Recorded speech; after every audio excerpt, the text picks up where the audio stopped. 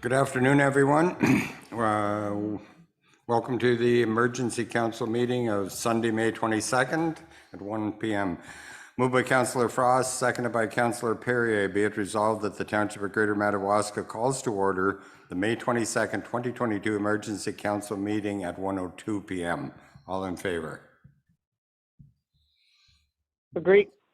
Carried.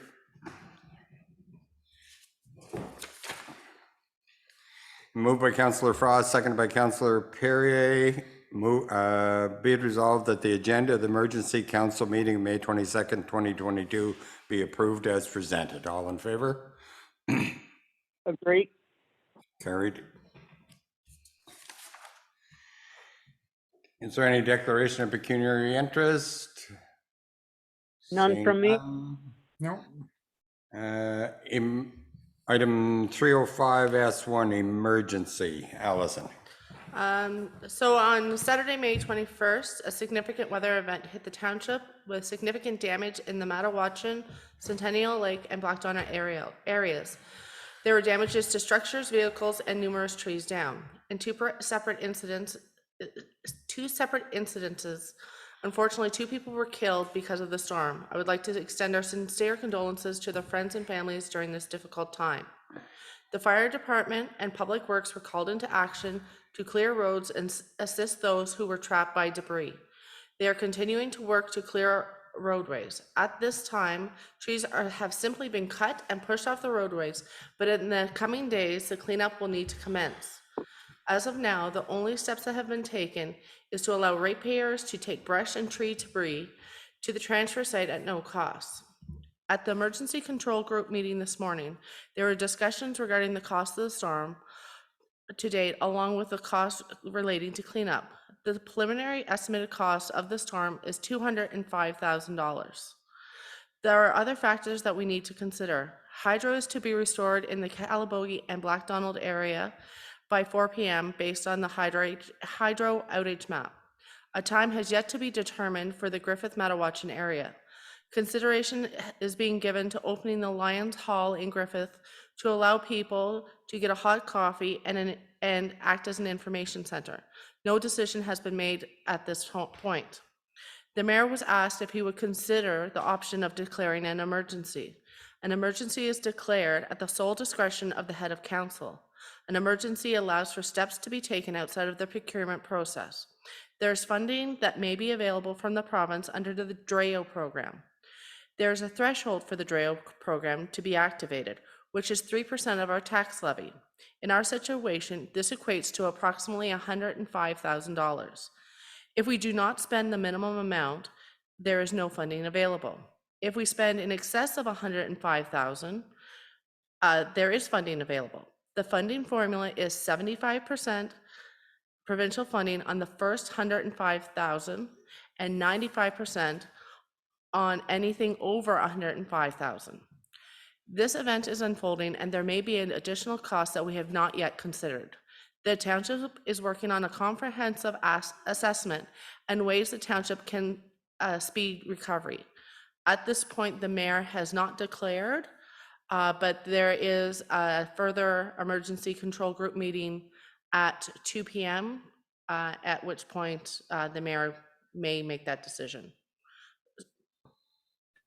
So I don't know if there's any questions of council with the damage further extent. We do have in council chambers our public works supervisor, and we do have via Zoom our fire chief, Chris Peters, who may provide a further explanation as to the extent of the damage. A question, please.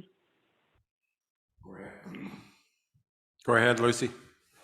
Okay, when is the power supposed to be back on in your area, Allison?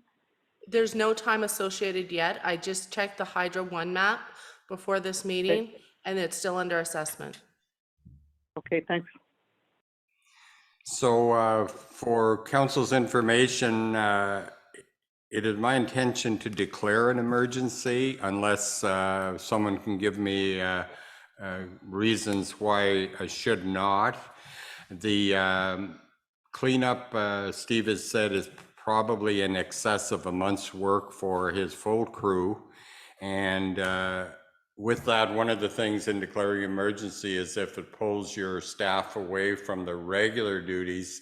So if we have our staff working for a month or greater on this particular cleanup, it'll certainly take us away from the capital projects that we have on hand.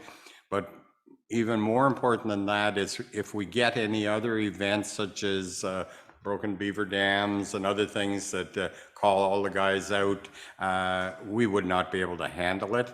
So I think it'd be prudent to go ahead and declare an emergency. Gives us the opportunity to hire people that are available by not having to go by the strict rules of our purchasing bylaw. Therefore, we can respond in a much quicker manner. And if we find somebody who can do the job, we can hire them on the spot. So it gives us leeway to take care of the situation that we're encountering today. So I think it would be prudent to declare. And also the other thing is, as Allison mentioned, it does provide the opportunity for us to recoup expenses. We never know when we submit if it's going to be paid or not, but I think keeping our crews working on the capital projects, it has shown in the past that it saves significant dollars for the township. So if in the end the government doesn't fund what we're declaring as an emergency, we're still having our crews providing good bang for the buck by staying on the capital projects and letting somebody else do this tree cleanup. So with that, I'll open it up either for any questions on declaring the emergency or anything you have of staff. Can I ask a couple of questions, Mr. Mayor? Yes, go ahead, Councillor Perrier. Okay, so we're taking manpower that currently does the regular stuff. What do we do? And I wasn't sure what you were saying. So we're taking our expert people to do the cleanup. How do we do the other things, or is the intent to push those back, like capital projects or anything else? So maybe I can clarify. So currently we're having our staff do the initial cleanup so that our roadways are clear. The intent is that the further cleanup to get the trees that have just been pushed into the ditch or the bush is to have that cleaned up by a contractor, thereby allowing our staff to continue to provide the levels of service of our capital projects. Okay, thank you. Okay, anything further of council?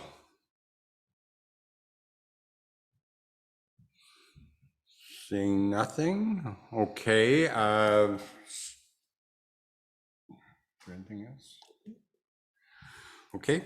Moved by Councillor Frost, seconded by Councillor Perrier. Be it resolved that the following bylaw 35, 2022 confirmatory, be deemed read a first, second, and final time and passed by council at the emergency council meeting held May 22nd, 2022.